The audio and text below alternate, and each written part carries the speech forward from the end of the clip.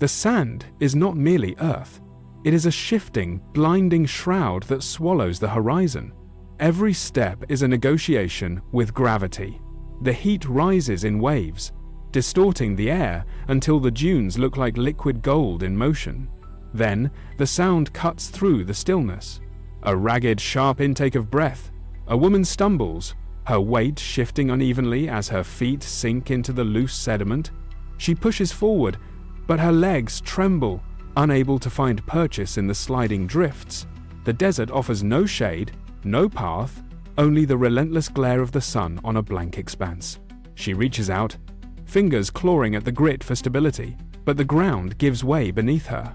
She falls.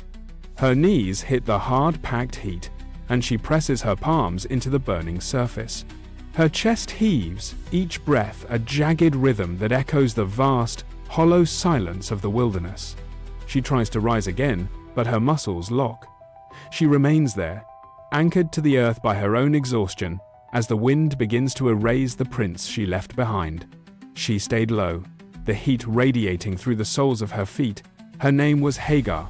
In the markets of Egypt, she had been a person of value, a daughter of the Nile, before the iron chain of circumstance bound her to a household not her own. She was a slave by the decree of men, a tool for a legacy she was never meant to inherit. The memory of the great tents of Abram felt like a lifetime ago, a place where she was seen only as a function of another woman's desire. She had been the vessel for a promise that Sarai could not hold. That life had been a cage of expectations, forcing her to bear a burden that was never hers to carry. Now, the cage was gone, replaced by the crushing breadth of the wilderness. She was a wanderer by necessity, stripped of the titles and the constraints that once defined her. The desert did not care about her past or her labor. It only knew the weight of her presence. She sat among the dunes, a woman alone, realizing for the first time that the silence of the sand was the first true freedom she had ever known. She pulled her knees toward her chest. Her hands moved instinctively, pressing firm against the swelling weight beneath her midsection. The child kicked, a sharp, sudden pulse of life against the stillness of the desert. Hagar gasped, the air scorching her throat as she shifted her weight, trying to shield the life within from the relentless glare of the sun. Every movement sent a jolt through her weary body. She pressed her palms harder, creating a small, shaded hollow against the heat. The horizon shimmered, a liquid wall of light that offered no sanctuary, no water, and no path back. She closed her eyes, but the heat remained, a heavy blanket that pressed against her skin.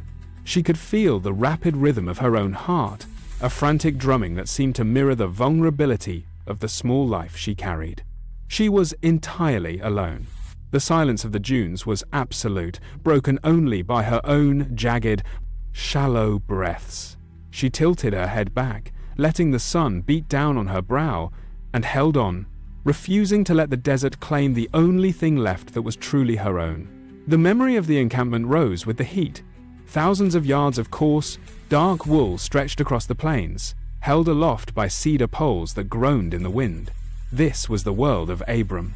It was a sprawling network of authority and lineage, where every movement was measured by the needs of a future nation. Hagar remembered the smell of the camp wood smoke, roasting grain, and the dry, metallic scent of thousands of livestock.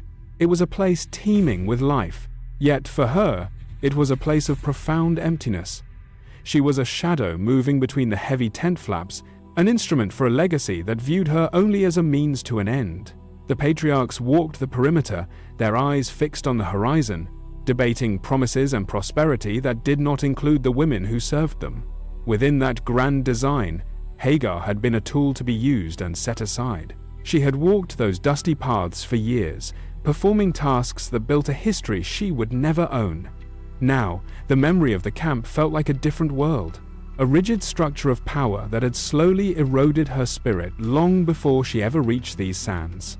Inside the primary tent, the silence was sharp.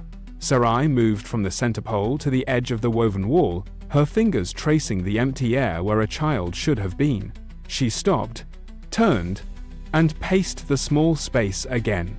Years had passed. The promise made to Abram remained a hollow echo in the rafters.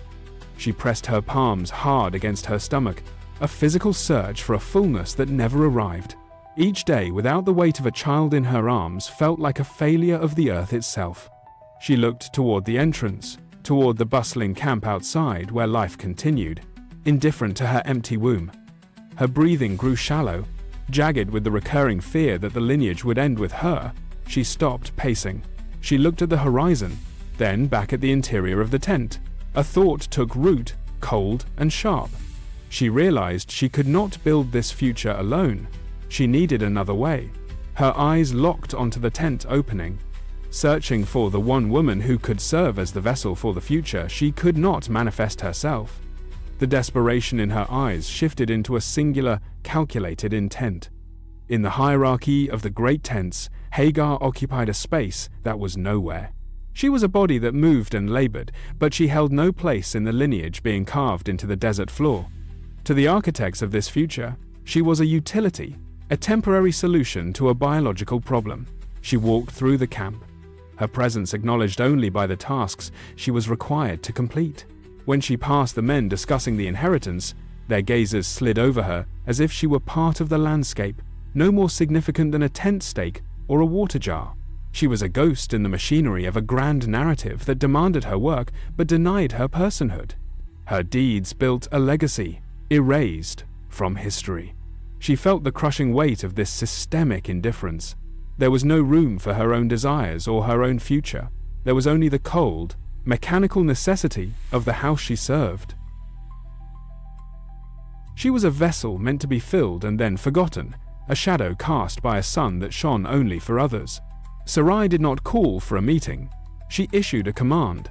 Hagar entered, stillness hung heavy, waiting for the path to be laid before him.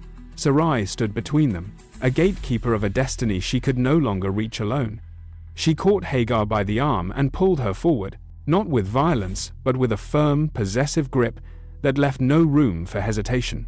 Hagar stood motionless, her eyes cast downward, feeling the weight of the air shifting around her. Sarai placed Hagar's hand into Abram's palm. The contact was brief, bloodless, and entirely devoid of warmth. It was a trade of flesh for a future.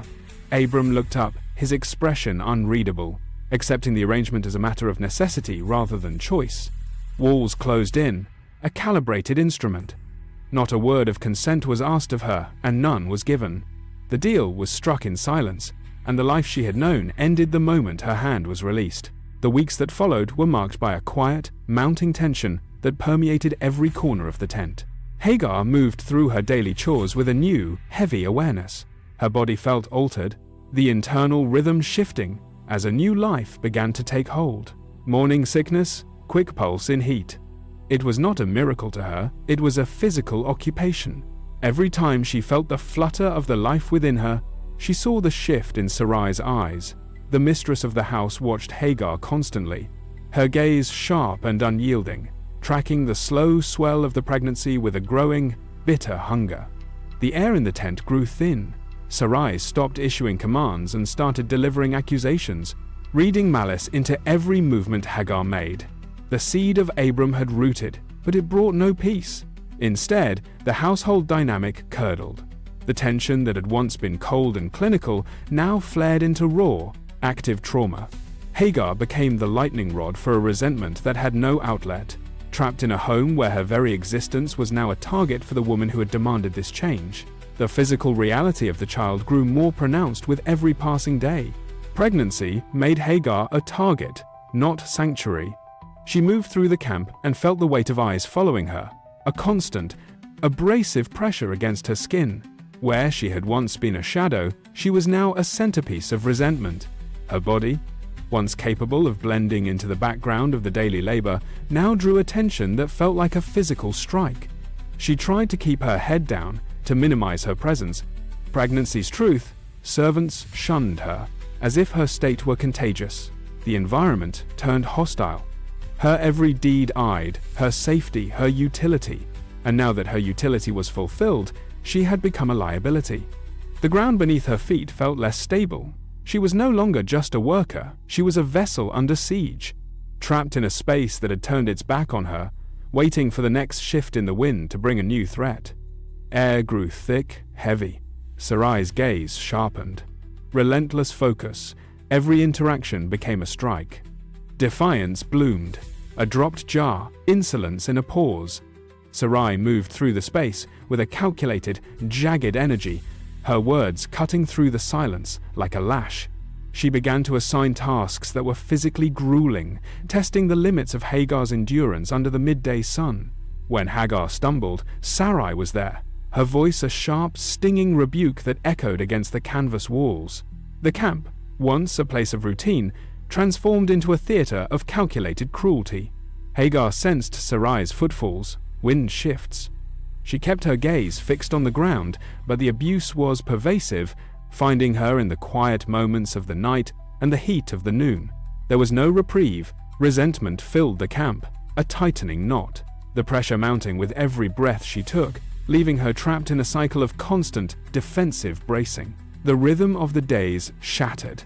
Hagar found that she could no longer maintain the facade of indifference. Her hands shook, pouring water a lost battle. The constant surveillance stripped away her remaining strength. Desert sun burned, food turned to ash. She stood in the center of the camp, surrounded by the familiar sounds of life, yet she felt entirely detached, as if her spirit had already checked out of the enclosure. One afternoon, she dropped a heavy stone mortar, the sound of it cracking against the packed earth echoing like a gunshot. The silence that followed was absolute. She did not reach to pick it up. She did not apologize.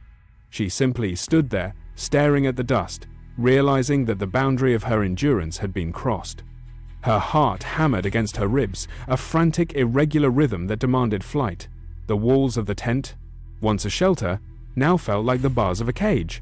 She took a shuddering breath, eyes on the heat haze. She'd die here. Hagar crept away, water and grain her sole provisions, the weight barely registering against the hollowness in her chest.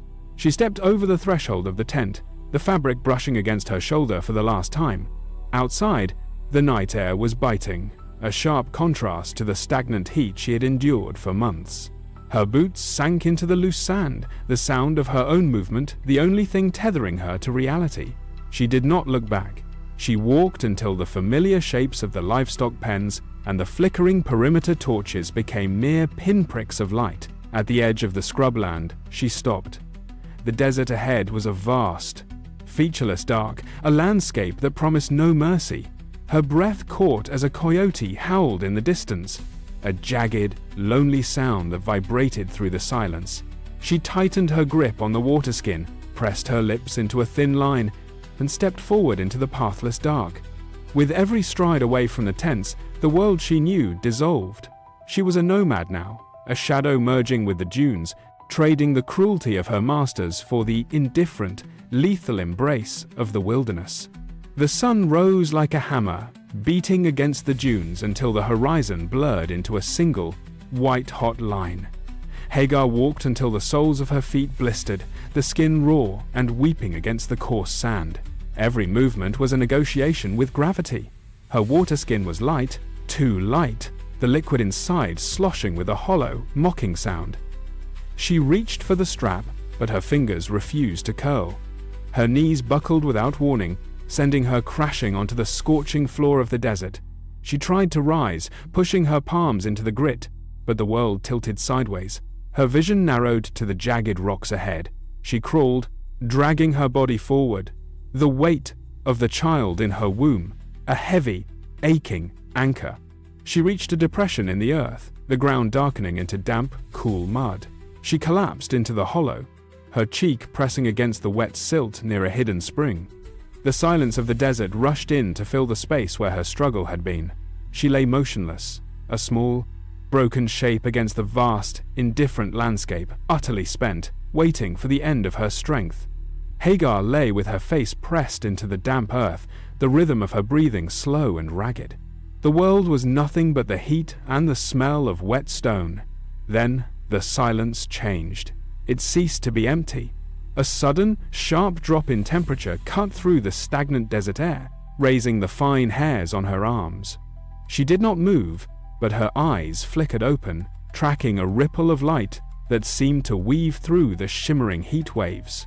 The light solidified, losing its translucence, grounding itself into a presence that commanded the space. She pushed her torso upward, her muscles trembling with the effort. She expected to see a mirage, a trick of the dying sun. Instead, she saw a figure standing at the edge of the spring, tall and motionless, casting a shadow that stretched long over the sand. There was no wind, yet the figure seemed to vibrate with a low hummed intensity. Hagar held her breath, her heart hammering against her ribs. She was no longer alone in the void. The figure took a step forward, the sound of sand crunching underfoot sharp as a blade. She looked up, and for the first time in her life, the weight of being invisible vanished. She was being looked at. The presence did not speak with human breath, yet the words landed with the weight of stone. Hagar pressed her palms into the sand, feeling the vibration of the voice travel through the ground and into her bones. The angel stood over her, his presence a shield against the vast, empty horizon. He spoke of the life she carried, not as a burden of servitude, but as the seed of a multitude. Her pulse quickened. The words were a torrent, washing away the narrow, suffocating reality of her life in the tents of Abram. He told her that her offspring would be too many to count, a nation born from her own blood. Hagar stood slowly, her legs shaking, the exhaustion of the desert journey replaced by a sudden, sharp clarity. She looked at the horizon, no longer seeing a place of death, but the boundary of a future she had never dared to imagine. The status of a slave was dissolving, stripped away by the sheer magnitude of the mandate she had just received. She stood tall, her hands moving from her face to cradle the life within her, finally understanding that the path behind her was closed and the path ahead was carved in light. The horizon stretched out, infinite and indifferent, but the space between her and the source of the voice had transformed into a sanctuary. Hagar stood motionless, the heat of the desert forgotten, replaced by a profound, cooling stillness that settled in her marrow. She looked at the spring, then back at the space where the light had lingered. The realization hit her with the force of a physical blow. She was not a footnote in another person's story. She was known, down to the marrow of her bones, by the one who had spoken the stars into existence. She knelt, pressing her trembling fingers into the dry sand, tracing the shape of a name she had just discovered. El Roi, she whispered, the sound vibrating against the silence of the dunes. The God who sees me. The words were not just a label, they were a tether, fastening her soul to the Creator. She stood up again, and this time her stride was deliberate. The desert was no longer a place of exile, but a place of revelation. She turned her back on the path of the slave, knowing that even in the deepest shadows of her life, she was held in a gaze that never blinked. She was seen, and that was enough to carry her into the unknown. The journey back to the tents of Abram was not a retreat, but a return with a secret. Hagar moved across the dunes, her pace measured, no longer looking for escape, but carrying a purpose that burned like a coal against her skin. When the familiar canvas structures appeared against the heat-shimmered horizon, she did not flinch. She walked past the outer perimeter, her posture distinct from the other women who bowed their heads in servitude. Sarai watched from the shadow of the main tent, eyes narrowing at the change in Hagar's stride, but Hagar did not meet her gaze with fear. She returned to her tasks, yet every movement was imbued with the weight of the promise she had heard at the spring. She worked in the silence of the camp, an observer in a world that thought it owned her. Months passed, measured in the changing light and the rhythmic labor of the household. Then the day arrived. The air in the tent grew heavy with the struggle of life. When the first cry of the child pierced the stillness of the afternoon, the dynamic of the house shifted forever. Hagar held her son, Ishmael, to her chest. He was the living proof of the covenant, a physical manifestation of the promise that she was seen, she was known, and she was enough. 8 years turned the desert camp into a landscape of shifting alliances. Ishmael grew tall, his movements mirroring the restless energy of the dunes. He learned the rhythm of the herds and the language of the wind, his presence a constant reminder of the promise made to his mother. Within the heavy silence of the main tent, however, the air remained brittle. Sarai watched the boy from the shadows, her eyes tracking his every step with a cold, calculating intensity. She did not speak. Her grip, her turned back, spoke of hate. She moved with a quiet, grounded caution, keeping her son close, aware that the peace of the household was merely a thin veneer over a deep, jagged crack. The tension was not spoken. It was felt in the way the servants lowered their heads as she passed, and in the sharp, loud laughs met stark silence. Sunsets bred unspoken tension. The desert outside was vast and open, but inside the perimeter of the tents, the space was shrinking, claustrophobic with years of unsaid grievances and the heavy, ticking clock of a legacy waiting to be claimed. The atmosphere in the camp shattered the morning the new heir arrived. The arrival of Sarai's son turned the household upside down, replacing the uneasy quiet with a frantic, desperate energy. Hagar watched from the periphery as the camp celebrated a new bloodline. Her presence now an obstacle to the future Sarai had clawed for. The tension reached its breaking point during the feast. Ishmael, vibrant and unaware of the shifting tides, moved through the crowd with the confidence of a firstborn. Sarai watched him from the master's dais, her fingers digging into the fabric of her seat until her knuckles turned white. She saw the way the men looked at the boy, the way he occupied space that now belonged to her son. The threat was no longer abstract, it was standing in the center of the camp. That evening, the laughter faded, replaced by the sharp, cold tone of a woman who had finally decided to act. Sarai approached Abram, her voice low, steady, and devoid of compromise. She pointed toward the tents where Hagar and her son retreated. The legacy of the camp could no longer hold two mothers. The divide was absolute, and the time for half measures had passed. The decree was delivered before the sun had fully cleared the horizon. Abram stood near the edge of the camp, his face turned toward the distant, rolling dunes to avoid meeting Hagar's eyes. His hand trembled slightly as he handed her a single skin of water and a meager pack of bread. There was no argument left to make. The decision had been carved into the life of the household, and the time for words had long since evaporated.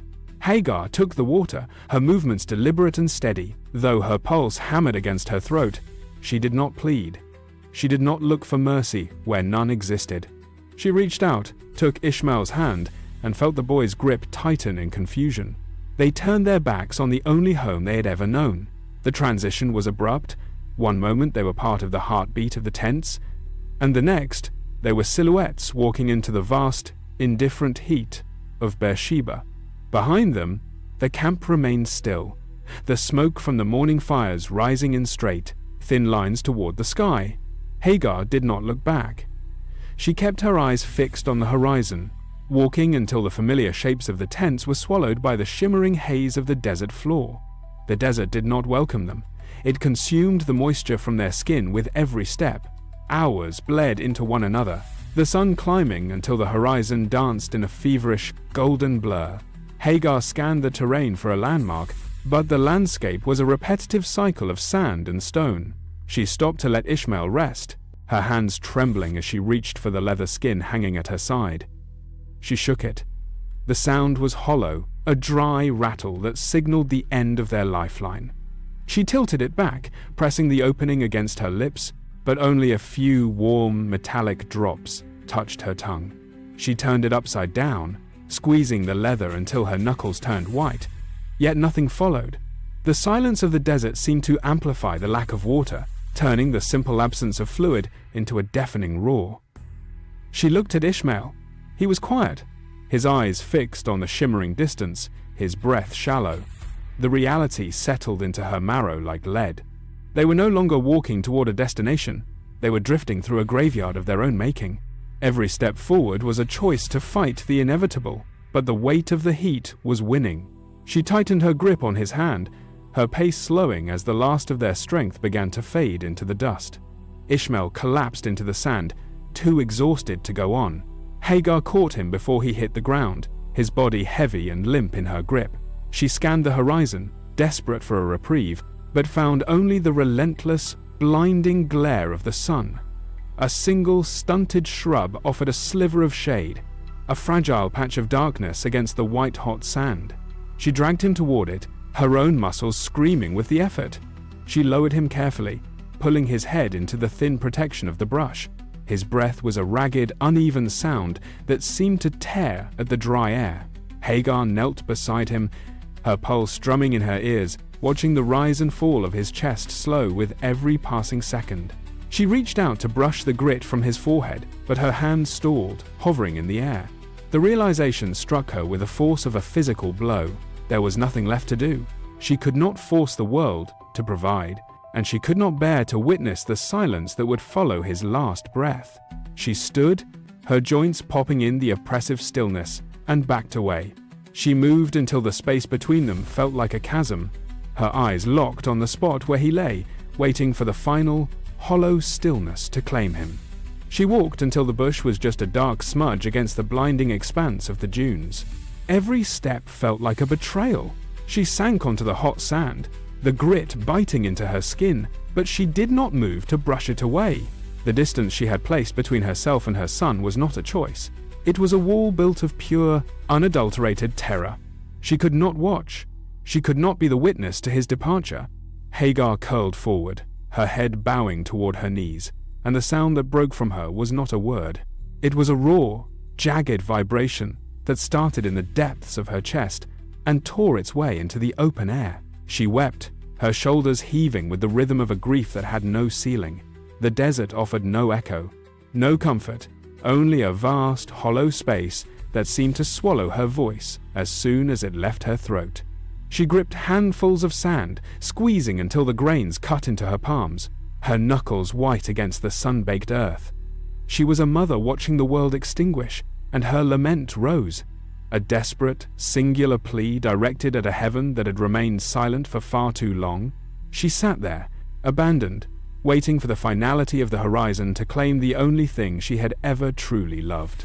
The sand beneath Hagar shifted as she rocked, her sobs turning into rhythmic, shallow gasps.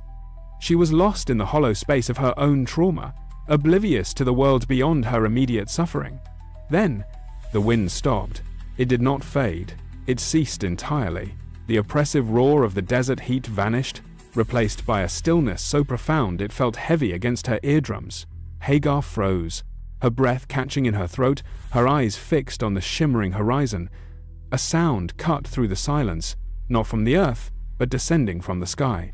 It was a voice, resonant and clear, vibrating through the very air that had only moments before been empty. It called out her name. The sound was not an echo of her own pain, it was an anchor. Hagar's head snapped up, her vision blurring as she searched the blinding light above. The despair that had anchored her to the ground began to fracture.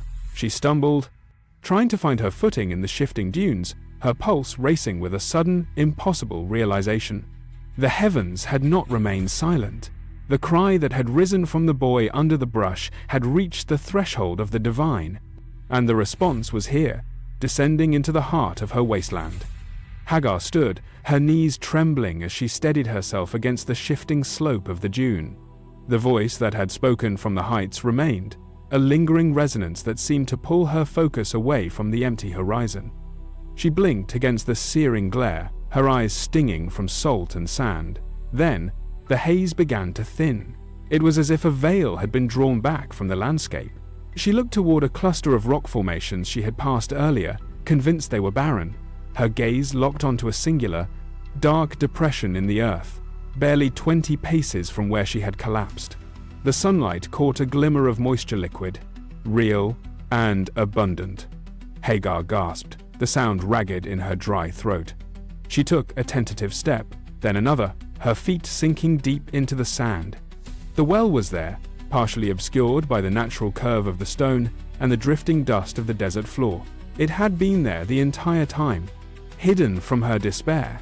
She stumbled toward it, her hands outstretched, the impossible reality of water taking hold of her senses.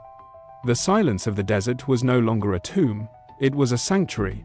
She reached the edge, the damp air rising to meet her, and she knew then that the end she had feared would not come today. Hagar fell to her knees at the edge of the basin. The water was cool, dark, and still, contrasting sharply with the sun-scorched earth around it. She cupped her palms, the liquid spilling over her wrists as she scrambled back toward the bush where the boy lay. Ishmael was motionless. He did not stir at first. She dripped the water slowly, watching for the slightest movement in his throat. Then, a shudder ran through his small frame. His eyelids fluttered, and he swallowed a desperate, reflexive gulp that broke the suffocating tension of the hour. Hagar tilted the water closer, her own hands shaking as she bathed his face. Color began to return to his skin, subtle but undeniable.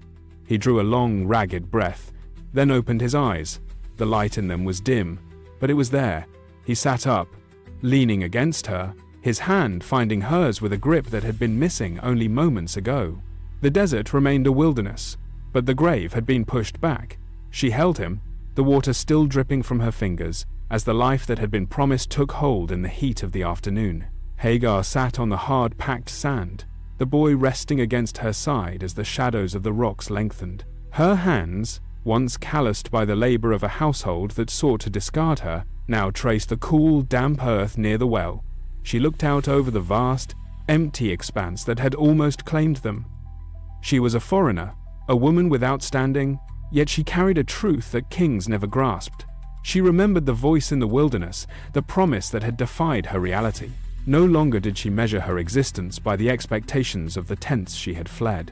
She stood, brushing the dust from her palms, and looked toward the horizon with a steady gaze. She had named him. She was the first to speak the name El Roi, the God who sees me. In that act, the power structures of her world dissolved. Status did not dictate the reach of the divine. She was not a tool for someone else's legacy, nor a footnote in the history of a house that had cast her out. She was the one who had seen the face of the infinite in the middle of her deepest shame. The wilderness remained, but her place in the story was irrevocably changed.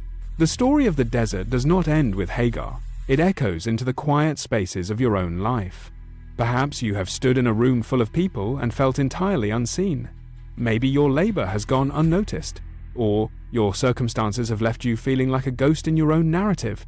You carry the weight of expectations that were never yours to bear, walking through a wilderness of your own making, feeling discarded by the architects of your success. It is a heavy, isolating silence. We often mistake our invisibility for insignificance, believing that because we have been overlooked by others, we are forgotten by the source of all things. But consider the path Hagar walked. She was a woman without status, a foreigner in a land of power, yet her most profound moment of clarity arrived when she was at her lowest point. The wilderness is not just a place of abandonment, it is a place of revelation. When the world turns its back, the view from the ground changes. You are not a footnote in the grand design, even when the path ahead feels like a vast, empty expanse. The same silence that pressed against Hagar now sits at the edge of your own struggle, waiting for you to recognize what she discovered. The horizon you face today may seem infinite and empty, but it is not unoccupied. The God who met Hagar at the spring is not a distant relic of history. He is the same force that stands at the edge of your desert right now. He does not watch from a throne in the clouds. He moves into the heat of your struggle. When you feel the weight of your circumstances pressing down, listen for the shift in the wind. The silence that you interpret as absence is actually the stillness of a presence waiting to be acknowledged. He is the one who marks the path when all maps have failed. He is the one who finds the hidden well when your resources are spent.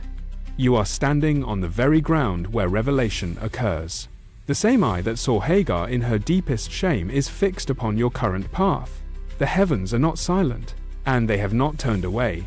Even now, the boundary of your isolation is being broken by the one who knows your name. You are not walking toward an empty horizon. You are walking into an encounter that has been prepared for you since the beginning of your journey. Let the labels others have placed upon you fall away like dried sand. You are not a footnote written by the hands of men. You are a story known by the Creator of the stars. When you feel small, remember the woman at the spring who realized she was not forgotten. You are held in a gaze that does not look past you, but looks directly into the heart of your experience. Every tear you have shed in the quiet of your own desert has been accounted for. Every moment you felt erased was actually a moment where you were being seen by the one who calls you by name. El Roi, the God who sees, he is here, in the stillness that follows your exhaustion. He is here, in the breath you take now. You are known in your deepest struggles, and you are valued far beyond the limits of your own perception. Stop searching for a way out of the wilderness alone, and start walking in the certainty of this truth. You are seen, you are held, you are known. You are never truly alone, for the God who met Hagar remains with you. standing at the edge of your desert, offering a peace that does not fade. Simply be still, you are seen.